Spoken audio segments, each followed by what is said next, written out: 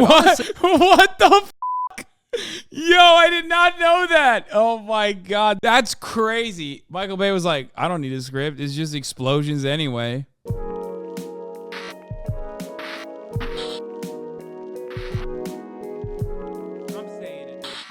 It's a perfect segue into the Drew Gooden. Sorry I haven't posted a video in a while. I went to Europe on vacation, but we accidentally locked our keys in the car, so we had to swim back. Boy, are my arms tired. Oh, come on. That's the best you could come up with. It's been like 2 months, man. You suck. Ah, shit. In case you didn't hear, the Writers Guild of America went on strike this month for the first... Good meta commentary. I like that. Okay, I'm gonna pee. I'll be back in a second. This is Drew Gooden's new video on the writer strike, which I will be covering in a second. In 15 years. As a result, shows like Saturday Night Live, The Daily Show, and Late Night with Jimmy, and Jimmy have ceased production until negotiations are agreed upon. The longer the negotiations take, however, the more shows will be delayed and affected. It won't just be daily talk shows, it'll be entire seasons of your favorite Netflix show. And for the shows that insist on powering through without writers, it will have the potential to completely tank the entire series. Because that's what happened last time, and there's a very good chance it's going to happen again. If you don't remember the 2007 writers' strike, it was a weird time for TV. Scrambling to come up with new programming without being able to employ writers, a lot of networks started doubling down on reality shows, which really altered the landscape of television for years and years after that, even though the strike itself only lasted about 13 weeks. I mean, TLC started just falling around families with a bunch of kids for a while. That was kind of weird. The Apprentice went from being nearly canceled to one of the most popular shows on TV, which I'm sure didn't have any political ramifications about 9 years later. But maybe worst of all, they started airing Price is Right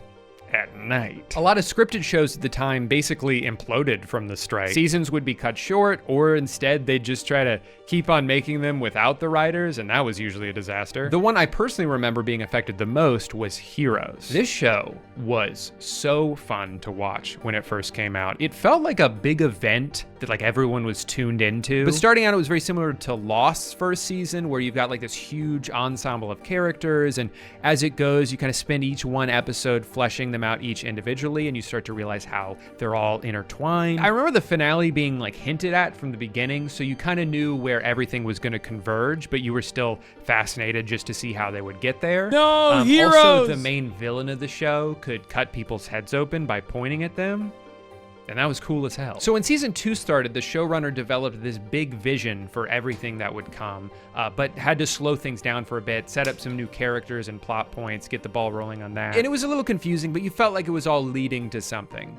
Until the writer's strike hit. Suddenly they have to scramble to condense 12 episodes into a 2-part finale, and what was already a little bit of a mess only gets 100 times messier. All of the momentum the show needed going forward was gone. A lot of these new characters got so little airtime, but then became integral to the story, and in the dust was left a show that ultimately survived the strike, but never fully recovered from the damage. Most movies weren't affected nearly as much as scripted TV was, but the ones that were hit hard. Quantum of Solace was shot with very little script, and obviously no writers on set, so they just had Daniel Craig improvise lines that he thought James Bond would say, and you know, we'll fix it in post.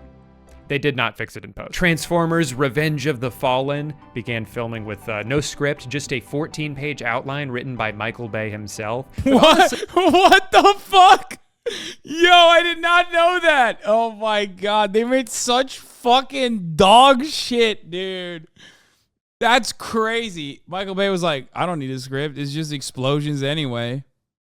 Knowing Transformers, 14 pages actually kind of seems like a lot. I can only assume he was using a really big font. But as rough as things got for the movies that bombed and the shows that got canceled, these failures were ultimately necessary for the Writers Guild to win, because they were able to prove the value that they had to companies who seemed to think that they didn't have any. All it took was hundreds of millions of dollars in lost revenue for Universal and Paramount to be like, wait, if we don't have writers to write the shows, then we can't make any shows. Why do people keep saying new internet historian?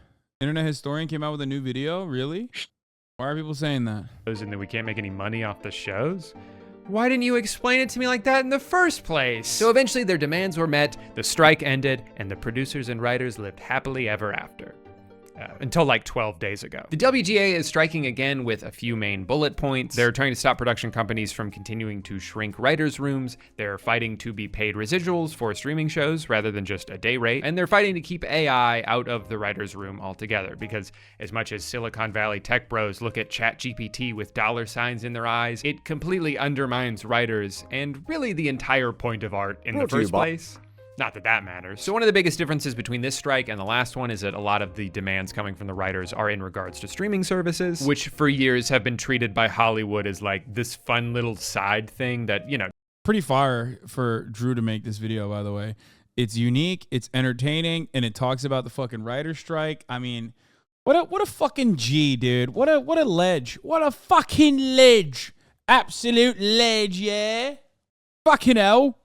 Doesn't come close to matching the allure and prestige of cable television. I am a surgeon! Even though he put the Good Doctor in there too. Well-respected show from the past 7 years has come from Apple TV, Netflix, or HBO Max. But because streaming is still archaically being viewed in this way, the writers are not able to receive nearly the same benefits. For example, thanks to past strikes and negotiations, network TV writers continue to get paid every time their show re-airs in syndication. So since shows like The Office and It's Always Sunny air over and over and over again on cable television, and therefore continue to earn revenue, the writers keep getting paychecks. Which makes sense, right? As long as something keeps making money, then everyone involved in making it should keep getting a percentage of that money. But on streaming, there is no potential for growth for the people who helped bring it into existence. If you're involved in writing something that goes on to become the most popular show on Hulu for weeks and causes thousands of people to sign up for a subscription that they didn't have before just because they want to see the show you made, and maybe they even like it so much that they just continue to pay that subscription until the next season comes out, none of that matters to you because you'll never see any of that extra revenue that you helped earn. There's no financial upside for doing a good job. So overall, that's probably the biggest issue of the strike, but there are a few others. For years, production companies have been pushing for smaller and smaller writing rooms, which puts more work on the shoulders of fewer people and gets rid of the job security that used to be there for everyone who is now brought on for just as short of a time as humanly possible. Most of those people are paid for just a couple of weeks of work. They come in, they learn the show, they contribute a few ideas, and then they're told to get the fuck out of there so we don't have to put your name in the credits and we don't have to keep you employed while we continue to work on the thing that you helped come up with. And I think this is where one of the biggest misunderstandings about scripts comes in, where people treat it as if it's something the writers just type up and then they print it out and then the script is done. Now we can send all those people home and show them the movie when we're done filming it in 6 months. But that's not how it works, or at least not how it should and has in the past. Scripts are constantly evolving, even once filming starts. Sometimes everyone shows up to set and a joke doesn't really work as it was written because it just doesn't sound right coming from the actor, or a prop doesn't look like the way they had intended and now this line doesn't make sense. It's wild that you gotta fucking describe this and how important it is. And originally I thought like, oh no, everybody understands that like writing is important. And then I realized, and then I, started streaming on twitch.tv one day when the writer's strike was happening, and people didn't even recognize that like the set you see, like what you see with your eyes, what you visualize, what you were seeing with your eyes was written on a script at some point, and people didn't even get that. Like people literally do not understand that like when you see a set, you think that like, oh, it came there on its own. Like, no, man, someone wrote that in there. So then they hired like a set designer and a bunch of other teams to basically put that together. Yeah, like when we were watching the trailer for 10 Cloverfield and someone was like, there's no lines in this, dog. What did the writers write? Everything. Fuck.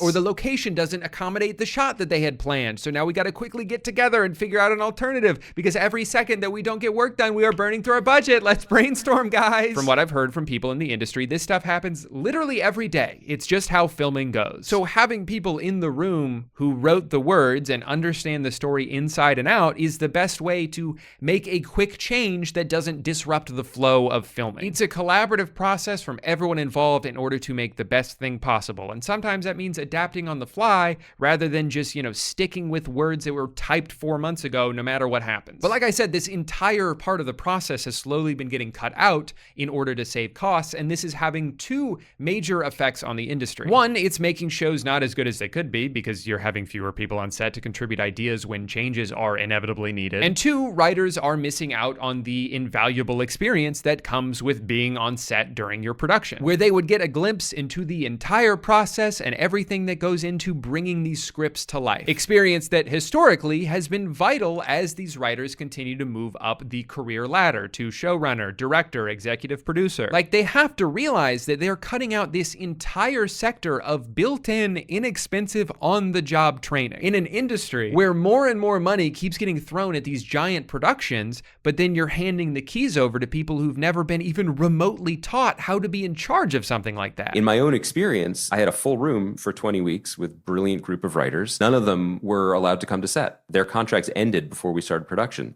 So they're all technically writer-producers. Some of them had the title of producer, but they were not welcome to set to produce their episodes, which is both robbing the show of their perspective. But your point is, it's robbing the future of the industry, because What's so funny is that a lot of those guys are like copywriters with blue check marks, talking about people that direct and come up with the entertainment they enjoy. Bitch, you're a writer. You write shitty marketing type. You're not better. Yeah, well, that's the difference, because like, it's almost like you listen to Chapo in their latest episode. Yeah, everything revolves around Chapo in their latest episodes. So the thing is, I mean, I love Chapo. They're my friends, but like, come on now.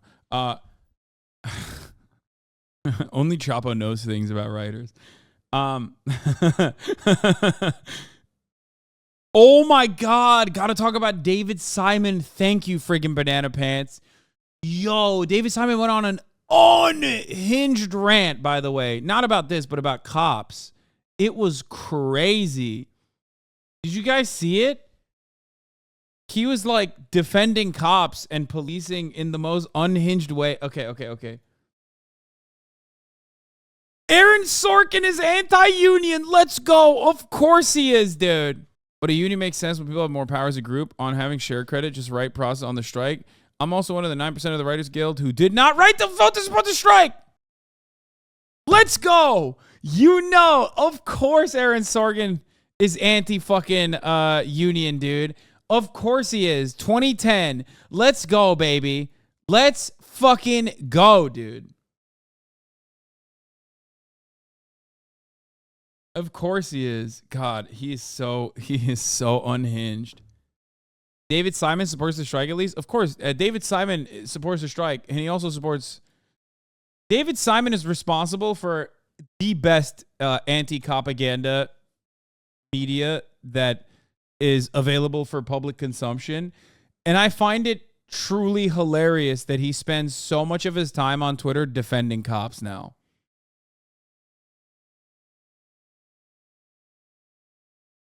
Like, where is it? I need to find it. Not the writer's strike one. We'll do one good. We'll do one good David Simon on the writer's strike thing, and then we'll do one on him defending cops. Okay. So Richard Hananya, who is a fucking absolute freakazoid, okay, wrote this. I don't have much hope that we'll solve crime in any meaningful way. It would require a revolution in our culture or form of government. We need more policing, incarceration, and surveillance of black people. Blacks won't appreciate it. Whites don't have the stomach for it. So he just wrote that out loud, which is like insanely racist, right? I mean, absolutely unimaginably racist. So Jeet here turns around and says, this is what all Law and Order people think, but most aren't honest enough to express it publicly, right? David Simon saw that and said, hey, what's up, guys? I'm David Simon, the writer, director of The Wire. Hey, what's up, guys? I'm David Simon. I wrote and directed some of the best anti-cop videos you have seen. I did an incredible rendition of the original work of journalism coming out of Baltimore on We Own the Night is what it was called. I've talked about this a lot. Hey, what's up? I'm David Simon, and I love cops. Hello. He is He worked on, hey, what's up? I'm David Simon. I worked on the Baltimore Sun City desk for 12 years and wrote Homicide, a year on the killing streets. What's up? I'm David Simon, and you might recognize me from We Own the City. Or what's up? I'm David Simon. You might recognize me from defending the most unhinged racist screed that I will defend now for no reason. He said he's an asshole, but you're doing no one any good service by using him to hyperbolically declare that any and all argument for sound policing is racist in origin or intent. It's like, why did you think that this was about you? Like, you literally could have avoided talking about this. You could have just read that and moved on. But he was like, no, I'm David Simon. I also think law and order. I'm a law and order guy. Okay? So I'm going to fucking defend it. You can't stop me. I'm David fucking Simon. Okay? It isn't. And a deterrent based on competent retroactive investigation of felonies works. Addressing violent crime by seriously, I fucking had to bookmark it, by seriously probing incidents, especially those in the most vulnerable neighborhoods, and arresting repeat offenders may in fact be the most definitive thing law enforcement can do to reduce serious crime. This has been demonstrated dramatically by several policing initiatives going back to Boston's remarkable programming in 1995. And nothing here argued for profiling or targeting or randomized engagement with black citizens. That shit is certainly worth condemning. But the fact is, when police fail to seriously probe and resolve crimes against vulnerable communities, crime goes up. So here's one thing I have to mention. And it's funny because, like, I say similar things, not defending Richard Hanania, okay? But, like, I say this all the time. I'm like, dog, you still need, like, someone to solve crimes. Whenever someone comes up to me and is like, I'm crusty, and I think, like, there's no reason for policing. We should just, focus on a rehabilitative approach to justice that also does not mean that there's no enforcement of the rules and laws that we have collectively decided are sound, right, for societal development. And I'm like, no, that's stupid because someone needs to solve the crimes. I'm saying police don't currently, okay? You have a 50-50 chance of getting away with murder in this country. That's right. For the record, for those of you who don't know, that's literally a factually correct statistic. It blows my fucking mind, honestly. 50-50 chance of getting away with murder in this country. Only 50% of murders are cleared. Okay, so let's continue, right? So they're not even doing a good job. Okay? So, but ultimately, it doesn't matter. It doesn't matter because, like, you still need a group of people to just be like, yeah, we gotta solve it. Like, we gotta solve crimes, right? We gotta solve crimes. Is that a W or an L for murder? It's 50-50. It's a W murder or L murder, depending on where your position's at. Okay? So, a bit of a W for murderers and a bit of an L for the murdered. So yeah, I do understand that we still need, like, some form of policing, some organization that you would understand to be, like, doing the job that theoretically the police are supposed to be doing. No, police probably would end up with even more Jordan Neelys.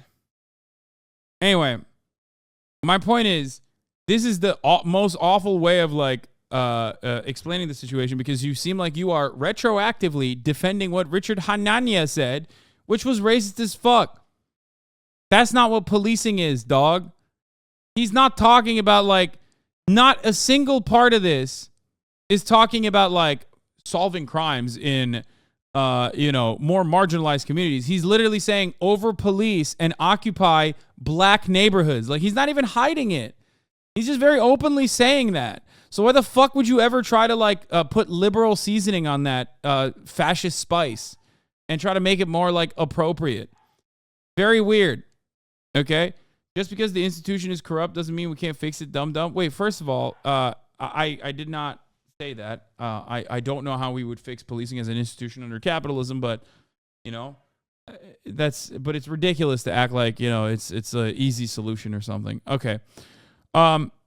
Anyway, Boston's remarkable programming, probe result. See Louis' ghetto side for a bracing test of this reality, or note my city where collapse of the arrests for homicide from 70% to a current 13% is the difference between 220 slayings a year and 350, most of whom are young, male, and black.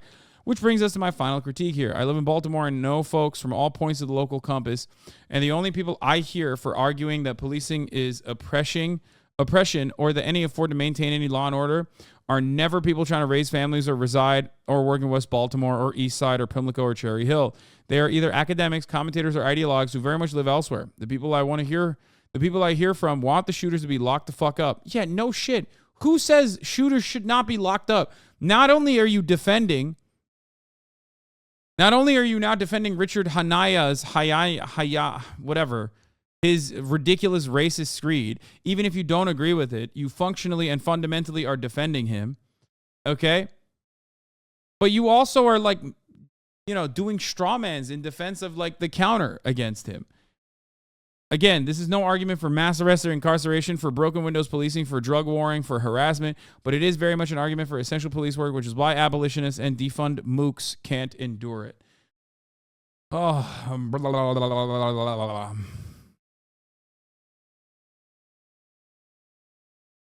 You and I have such different bookmarks.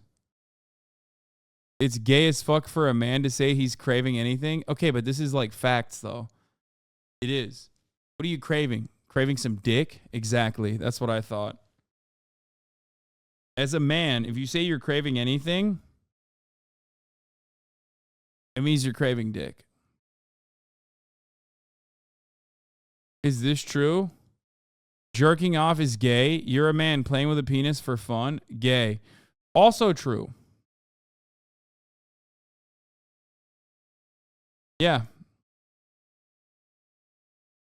Anyway, we got here because I was watching Drew talk about the writer's strike. Things you learn on set are completely different than what you learn in a room just writing scenes that don't cost anything and you can put them anywhere you want. And then you end up with this continuing cascade of problems, right? Where like people are suddenly given a chance to make their own show as they should, but they don't have the experience on set and they're set up to fail. So ironically, what's going to happen is there are going to be more and more issues that arise on sets, expensive issues that result in reshoots and delays and extended post-production timelines. And before you know it, all of the money the studio was trying to save by pinching pennies at every corner is just gonna burst into flames anyway. I read that even one day of reshoots can cost like $250,000 when you have these writers who are just trying to stay employed for a few extra weeks so they can help out on set where they could have helped prevent the reshoots in the first place. Almost 100% of the time, it would have been cheaper just to pay them. It's so stupid. You've got the real life embodiment of Kendall Roy out here making business first creative decisions that make shows worse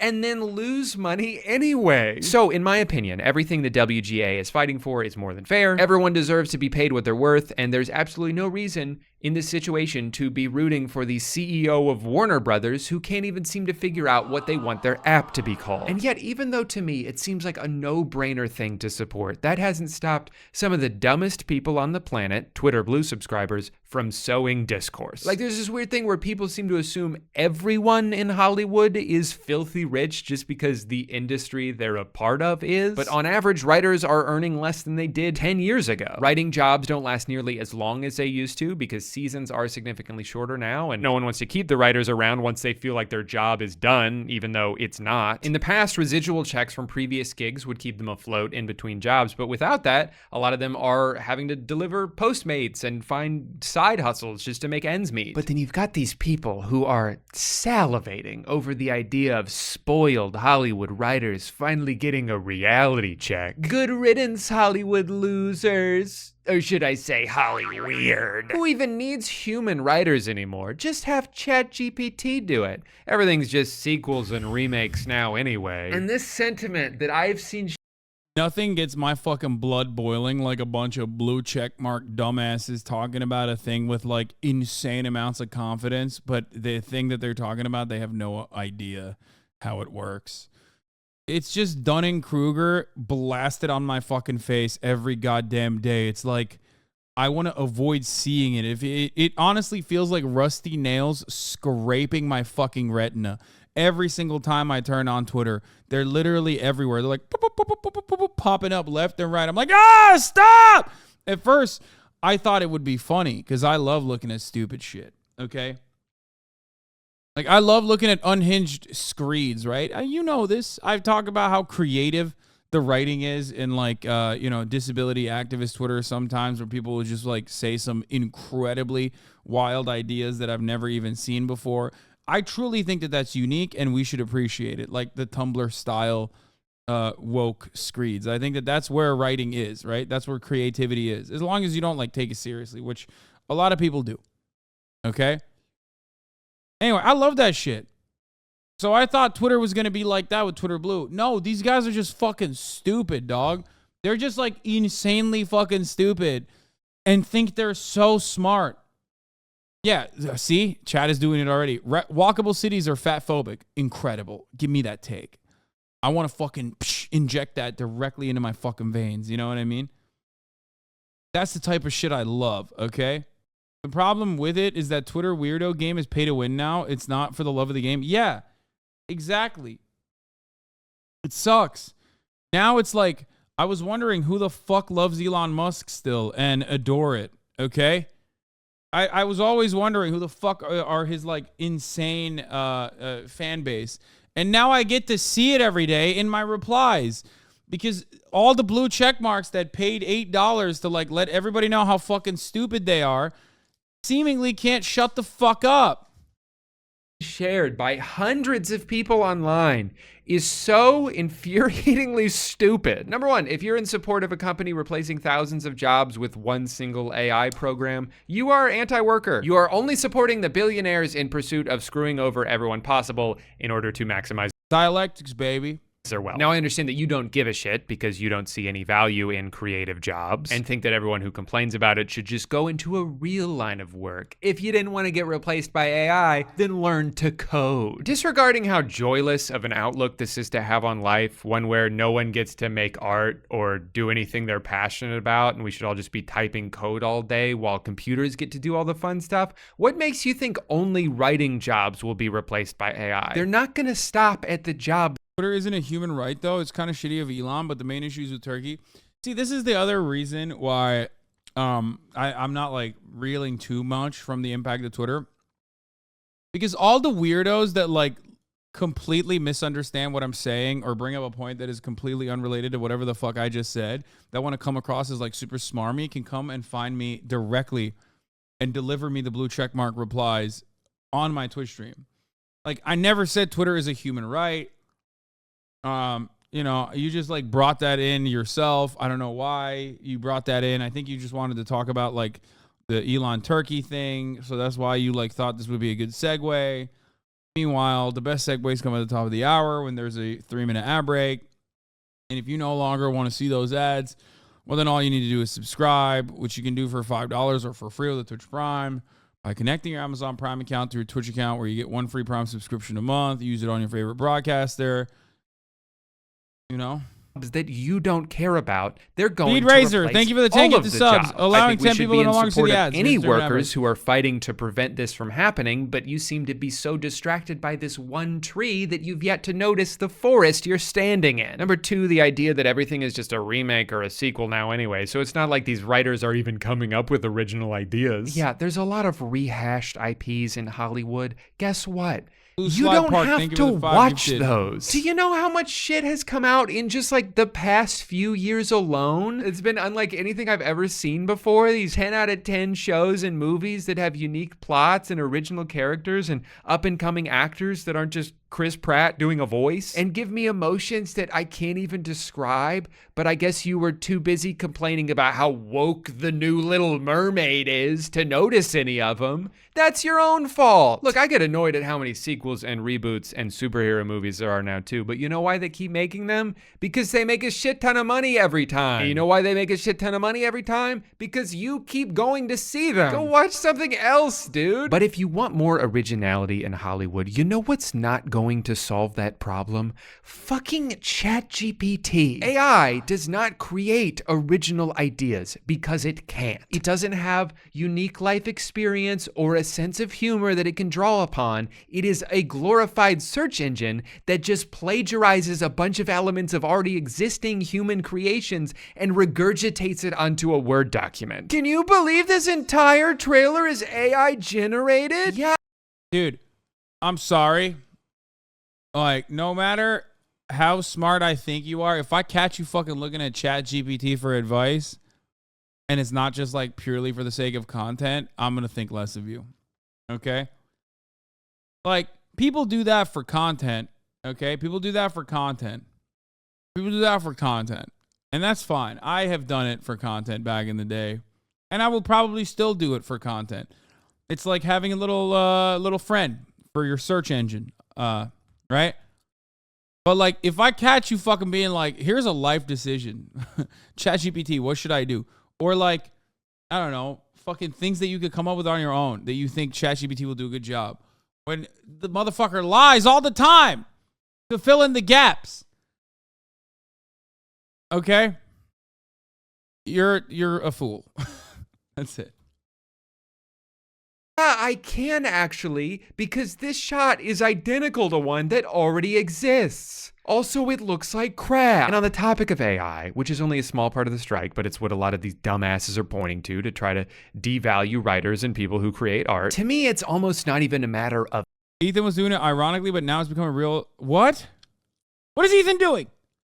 If I'm away for one fucking week. What is he doing? He's asking ChatGPT, what the fuck? an entire show could be written by ChatGPT, it's that even if it can, I don't give a shit. I have negative interest in watching like an algorithmically generated show written by software. Using math, we've perfectly optimized this script for human enjoyment. Like, that's what we're gonna do now? No thanks. I like watching TV and movies because they're a celebration of human creativity. I want to see people tell stories about their lives or turn hard times into art because it's incredible that it's even possible to do that. And when you see something that resonates with you and speaks to a part of you that you've never quite been able to put into words and makes you feel emotions like that, that's that good shit. And then you get done watching it, you can look up behind the scenes videos and interviews with the director and the writers and figure out like how they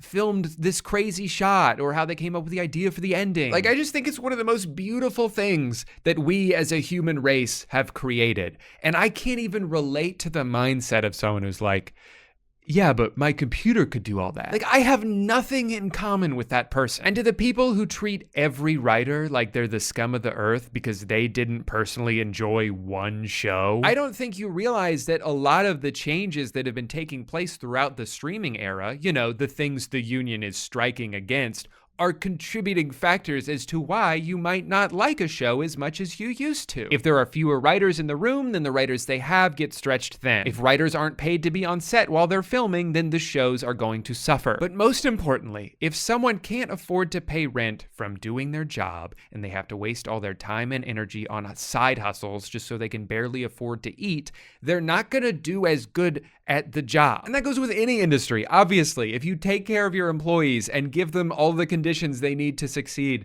the work will be better. And then when the work is better, more people talk about it and it makes more money and then everyone wins. It's so simple. Whenever people are like, oh, dude, these TV shows suck, it's like, it's not the writer's fault, dumbass, either. Like, it's just not, they didn't write the show for their own pleasure. It's not like, you think The Big Bang Theory is like a pleasure project? Or Young Sheldon was like someone's literal, like, life's work? Like, you think someone was like, oh, dude, Young Sheldon, like, I always wanted to write that. Like, no, man, it's just not, pleasure project? I meant passion project. Yeah, you think Bazinga came out of someone's passion? No, man. Network TV was like, we need something.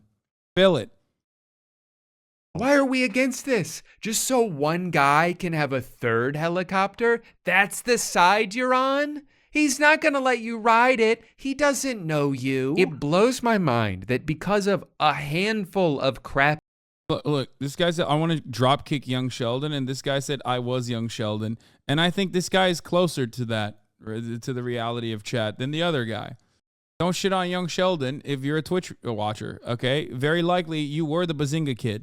crappy remakes you've seen. You think every single writer in Hollywood is some millionaire hack looking down on you from their golden throne of infinite money. No, that's the people they're striking against. At the rate things are going, writing will not be a viable career path much longer. The only people who are going to be able to afford to do it are 22-year-olds with rich parents. And I don't want to watch those shows.